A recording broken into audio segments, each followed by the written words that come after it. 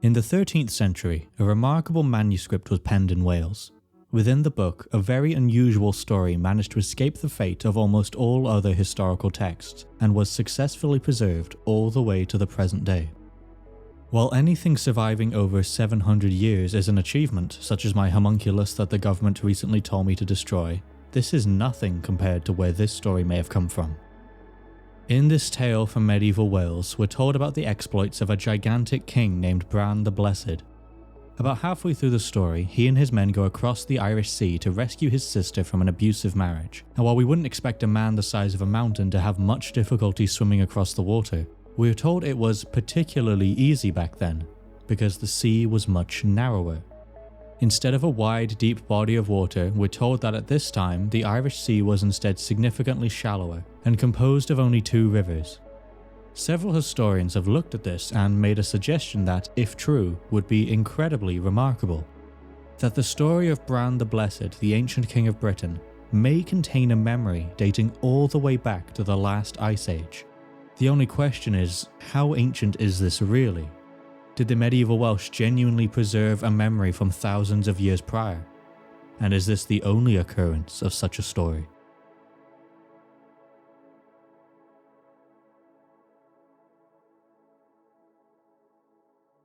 The tale we're interested in is found in a collection known today as the Mabinogion. In this story, Brân's sister married the King of Ireland. However, their relationship soon soured because the king's men would not stop bringing up the insult he faced when he was in Wales. Apparently, if one of your brothers-in-law removes the eyelids from your horses, you just can't let it go. Despite being given compensation, the king decided the insult was too great and punished his wife, who had nothing to do with it instead. Upon finally hearing word of this, King Brân assembled an army from all across Britain and sailed for Ireland. On the opposite shore, some of the Irish king's swineherds were looking out to sea and soon rushed back to report a spectacular sight. "My lord," they cried, "we've seen a most extraordinary sight. There is a forest in the ocean where there were no forests before." Certainly a strange sight to see, but that wasn't everything, as we're also told there was a mountain accompanying it, with a high ridge and 2 lakes, one on each side.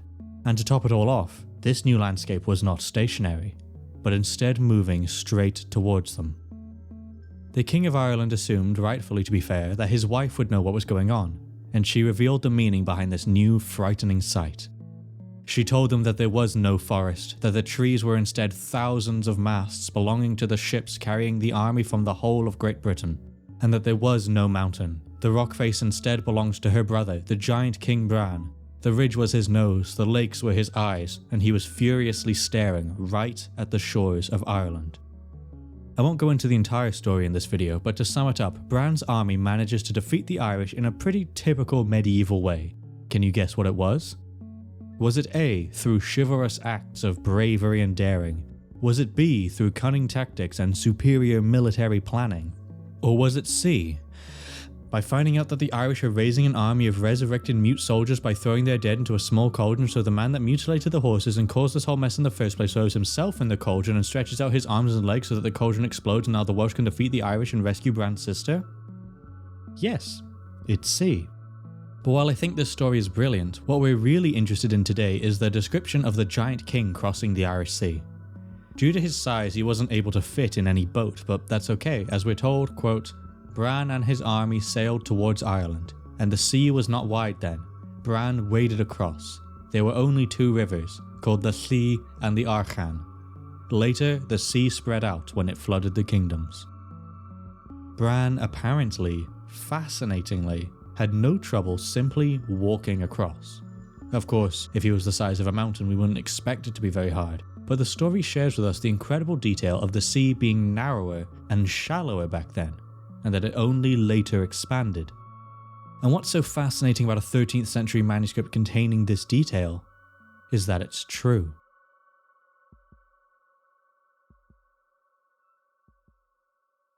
"12,000 years ago, the Earth looked very different. Australia had grown to be even bigger, Florida had actually begun to fight back against the ocean, the North was covered in sheets of ice, and according to this map, the USSR still existed.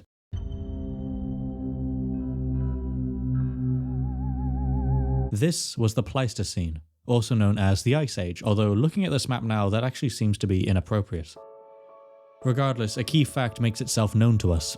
The sea levels were indeed lower back then than they are now, as the popular chemical hydrogen oxide took its parents' advice and left its preferred liquid role to take on a new, more solid career. But as the Earth began to warm and the ice began to melt, humanity would have witnessed what we now call the Holocene marine transgression, making it sound like the ocean itself was fighting us. Plenty of land was lost during this transgression. The island of Man was once connected to Great Britain and was presumably just called the Man back then, but about 9,000 years ago the ocean finally decided to give it its namesake. About 8,000 years ago, probably one of the most famous examples of this occurred, as we lost the peats and marshes of Doggerland, the land bridge that connected Britain and Europe. And finally, we can see this damage off the western coast of Wales. The historians Haslett and Willis, analysing underwater maps of this area, note that south of the town of Aberystwyth, the sea seems to randomly deepen in a long, narrow channel, indicating that at some point, one of the rivers that empty out at Aberystwyth today would have once instead travelled southwards, along the now submerged soil. And to the north of this underwater riverbed, we can also see three unusual structures known as the Sarnau. San Badrig, Sarnebuch, and San Cynfelen are three long stone scars across the ocean, left behind by glacial deposits. They're mostly submerged nowadays, but you can still see them at low tide, and I find their construction oddly unsettling. Silent stone walls, not built by man but by colossal sheets of ice, rapidly descending into the water and stretching for miles underneath. So then, we can now see why historians such as John Davis are excited over the mention of Brân crossing a sea that was shallower in the past, because the Irish Sea really was shallower in the past. As he puts it, these stories, quote, may represent very ancient folk memories of these changes. Of course, we don't know exactly when this story was supposed to take place, or when these memories could potentially be from. All the tale tells us is that the Irish Sea was composed of two rivers back then, which were presumably connected since you could apparently sail across them, and that body of water was narrower than today. We don't know how ancient these folk memories could be, but as we've seen from the examples of Doggerland and the Isle of Man, if this story does indeed have roots on this era, then it would be thousands of years old. Now of course, I know what you're thinking. Mr. Chronicles, who's that at my window? And well, of course, no one can answer that. I can answer a different question. Are there any more examples of this? Is this story of Brân really the only memory surviving this long, turbulent time? Well, do you remember the rest of that quote? After the part about the sea being narrower and composed of two rivers, later the sea spread out when it flooded the kingdoms. I wonder what that's about.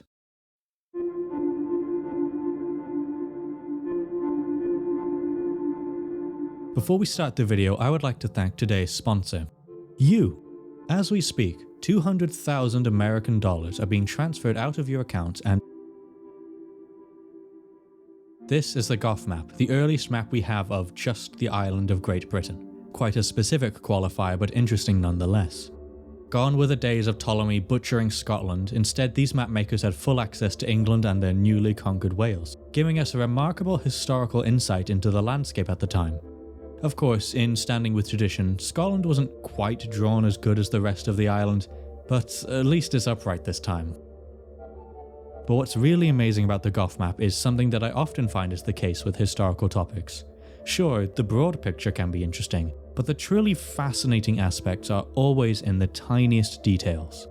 Single poems preserving the memory of long destroyed kingdoms, paragraphs accidentally becoming the only record of churches that once dominated the landscape, and in this case, a colossal map, a massive undertaking, the first of its kind, that accidentally preserved the existence of two small, featureless islands in Ceredigion Bay. Islands today that no longer exist. Islands that, seemingly by the 16th century, no longer existed. Ceredigion Bay is a large, oddly shallow stretch of the Irish Sea. If you were really tall, you'd be able to stand up straight in it and touch the floor, although technically that could be true for any body of water on Earth. But this bay really is surprisingly shallow. Around the Sarnau, there are broad tracts of sand that only reach a depth of about 10 meters, and for several miles out to sea, the depth only reaches a measly 20. So it's perhaps not surprising then that Wales, and particularly this region, are home to several stories of ancient kingdoms being lost beneath the waves. I made a whole video tracing the origins, millennia of cross-referencing and mistakes that came with these stories, so for now I'll keep it straightforward. The most famous of these tales is Cantre'r Gwaelod, the lowland or deep cantref, the medieval Welsh equivalent of a county. Once ruled by a man named Gwyddno, this low-lying tract was one day overrun by the waves after a woman named Mererid released the fury of the sea after a feast, with the implication being it was her job to keep the waters at bay. Various versions of the story penned throughout the history of Wales tell us different details, but the broad strokes remain the same. Gwyddno ruled a kingdom vulnerable to the sea, and one day the raging waves rolled over and sank his lands. Poets and antiquarians would then pass this story down to us, with some blaming the wave on divine intervention and others simply acknowledging the tale.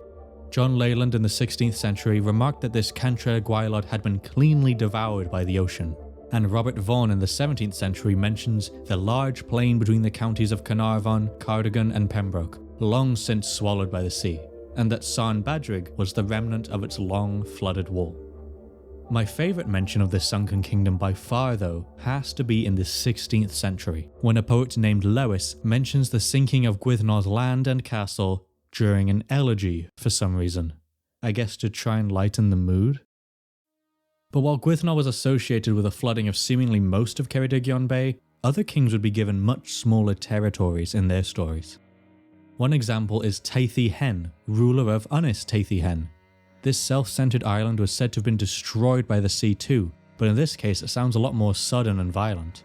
We're told that no one, man or animal, escaped except for Teithi Hen and his horse, and that the whole experience left the old king traumatized for the rest of his life.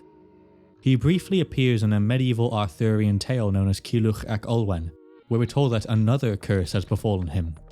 Every time he tried to use a knife, the handle would fall off, resulting in him slowly starving to death. This guy really couldn't catch a break or just use a spoon. In the longer video I made about these kingdoms, I hypothesized that one of these lost islands could have been Ynys Teithi Hen, as they fit the admittedly very narrow criteria, but we really can't be certain about that. Moving north slightly, we have a king named Helyg ap Glanog. His story has been extremely mixed up with that of Cantre'r Gwaelod, to the point that we basically have stories giving the same tract of land two different names and two different kings, but by the 15th and 16th centuries he was firmly associated with lands lost to the sea in North Wales. Specifically, an area known as Traeth Helyg off the coast of Ynys Môn and Ynys Glanog, making him the second king to seemingly have an island named after him. Although unlike Teithi Hen, Helyg's island actually still exists, albeit under a different name. Take that, Teithi Hen. I bet Helyg could use cutlery too.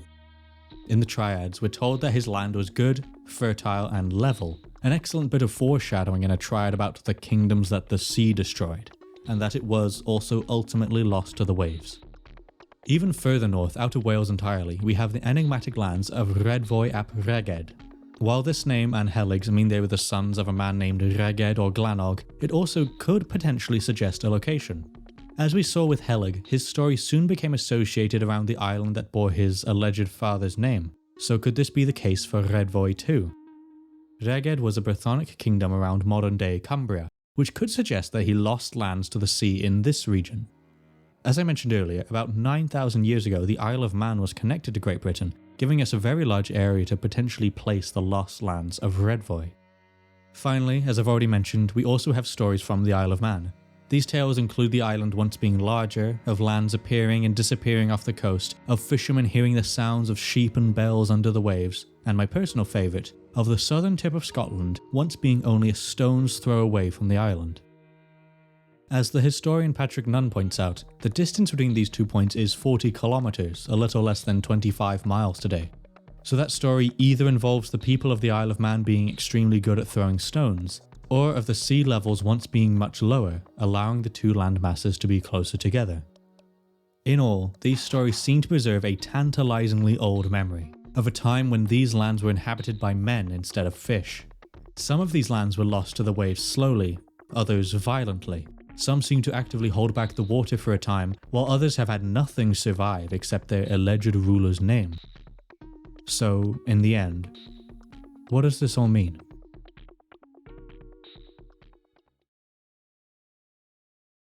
The stories surrounding the Sumerian figure of Gilgamesh are considered by some to be the oldest recorded tales in the world.